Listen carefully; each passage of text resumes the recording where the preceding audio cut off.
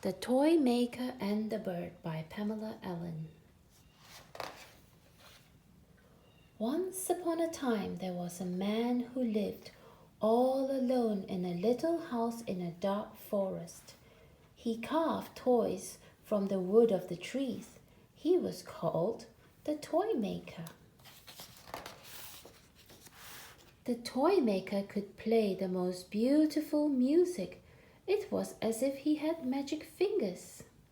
When he finished his work for the day, the full, rich sounds of his violin would float up into the sky. The birds flying high above the treetops would hear and fly down to perch in the branches and sing. All those who heard it were entranced. It was magic. One evening at the end of summer, a little brown bird high in the sky heard the magic sound and flew down. She landed on a branch close to the Toymaker. As she listened, a spell crept over her. She was enchanted. She began to sing.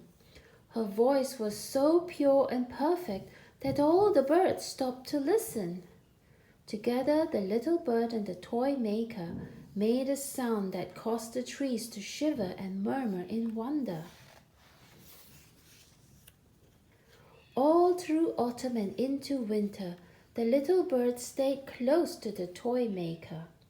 Waiting for the evening when he would unpack his violin, she would perch on his shoulder while he carved his toys.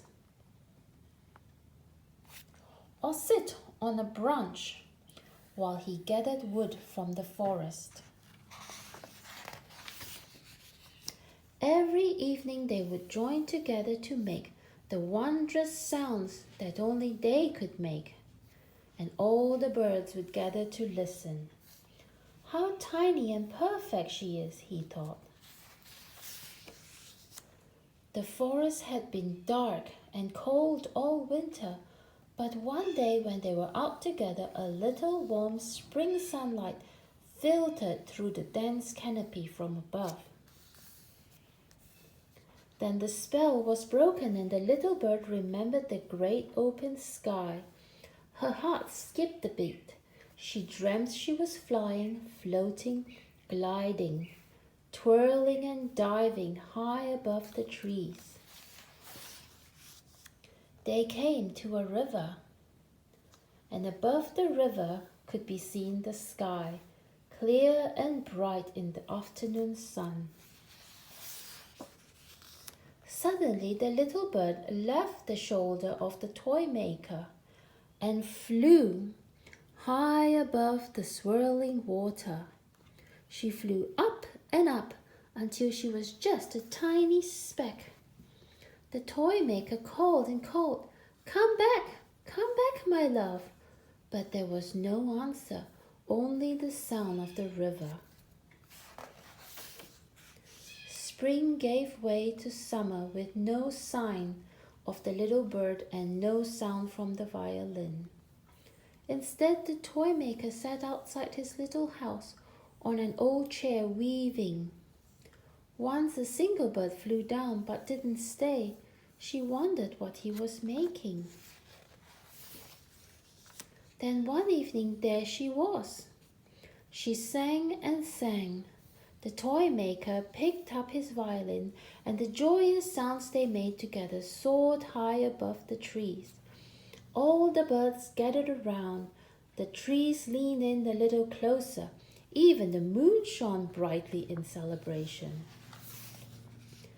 That night the little bird was asleep, perched on the back of the big saggy armchair, with her head tucked under her wing. The Toymaker crept in and looked at his precious little bird. She was not colorful like some birds, but to him she was beautiful. As he looked, he saw her heart beating and her wings flutter. He was afraid. What was she dreaming? "I will look after you," he murmured. "I will keep you safe." He stretched out his long arms. Gently he clasped her tiny body in his big hands. Carefully he placed her in the cage he had made with so much care. Quietly he closed the door. Startled, the little bird woke up. Her wings flapped wildly as she flew into the bars of her cage. She tumbled to the floor, and a tear slowly fell. Don't you see, he cried, now we can be together forever and ever.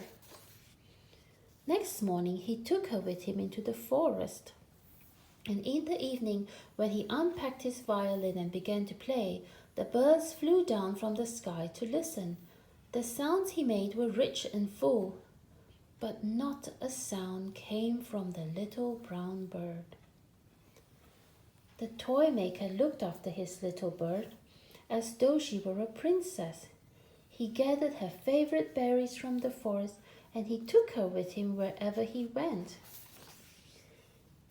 Each evening through the long, dark winter, the Toymaker unpacked his violin and played his enchanting music, but still not a sound came from the little bird. Then as the days grew warmer and a little spring sunlight filtered through the dense canopy from above, the Toymaker remembered. He remembered the wondrous music they once made together. He remembered how joyfully she sang. He looked at his sad little bird. Slowly, slowly, he opened the door of her cage.